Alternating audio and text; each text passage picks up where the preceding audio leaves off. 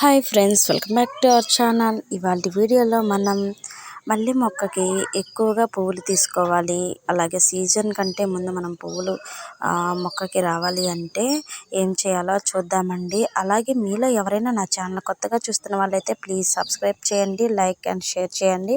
అలాగే వీడియో మొత్తం కూడా స్కిప్ చేయకుండా చూడండి.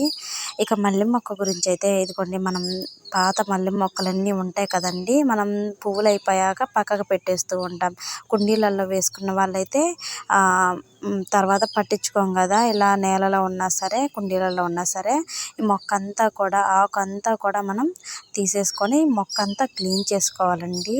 ఈ ఆకు చూడండి బ్లాక్గా ఎలా అయిపోయిందో. ఇక మళ్ళీ మనం పూల సీజన్ వస్తేనే కదా మనం మొక్కలు పట్టించుకునేది.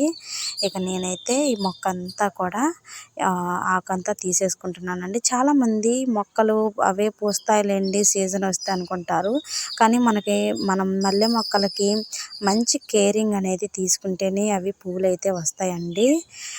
వాటికి తీసుకోవాల్సిన జాగ్రత్తలు అలా చేస్తేనే మనకి పువ్వులు అనేది వస్తాయి. సీజన్తో పాటు మనకి పువ్వులు అనేది ఎక్కువగా వస్తాయి. నేనైతే ఈ ఆకంతా కూడా క్లీన్ చేసేసుకున్నానండి. కొంతమంది తీగ మళ్ళీ ఉంటాయి కదా, అవి కూడా ఇలాగే మార్చి నెల నుంచి మనకి పువ్వులు అయితే స్టార్ట్ అవుతాయండి. ఈలోపు మనం మొక్కకి కావాల్సిన పోషకాలన్నీ కూడా ఏవైతే ఇస్తామో ఫర్టిలైజర్స్ కానివ్వండి, అలాగే పశువుల ఎరువు కానివ్వండి, లేదంటే వర్మీ కంపోస్ట్ కానివ్వండి, ఇలా మనం ఏవైతే ఇస్తామో ఈలోపు మనం మొక్కకి మంచిగా పోషకాలు అనేది పాదు చేసి ఇచ్చామనుకోండి, మంచిగా మొక్క అనేది బుషీగా పెరిగి మనకి చిగుర్లు బాగా వస్తాయి అన్నమాట. అలాగే మీ దగ్గర 2-3 మొక్కలు ఉన్నాయనుకోండి, ఒక మొక్క ఫస్ట్ ఒక 4 days 5 days వరకు చేయకుండా ఫస్ట్ ఒకటి చేసుకోండి. తర్వాత 4-5 days తర్వాత ఇంకొక మొక్క ఇలాగ చేసుకున్నారనుకోండి, స్టెప్ బై స్టెప్ మనకి మొక్క అనేది ఫ్లవరింగ్ స్టార్ట్ అవుతుందండి. ఇలా మొక్క అంతా కూడా క్లీన్ చేశాక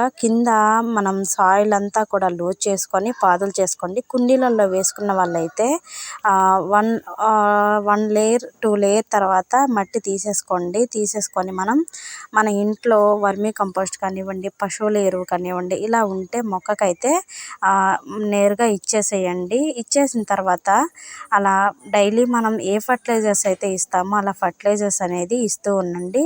ఇలా కింద వేసిన మొక్కలకు కూడా మనం ఇలా సాయిల్ అంతా కూడా లూజ్ చేసుకొని పాదులాగా చేసుకున్న తర్వాత మనం ఇస్తాం కదా పశువుల ఎరువు, అలాగా ఆ పశువుల ఎరువు అనేది మనం మొక్కకి ఇలా ఇస్తామనుకోండి, మనకి ఈలోపు పువ్వుల టైంకి మనకి ఎక్కువగా బుషిగా మొక్క అనేది పెరుగుతుందండి. పెరిగి మనకి చిగుర్లు మంచిగా వస్తాయి, మొక్క అనేది సెట్ అవుతుంది, మనకి కావాల్సిన పువ్వులన్నీ కూడా మొక్క మనకు అందిస్తుంది.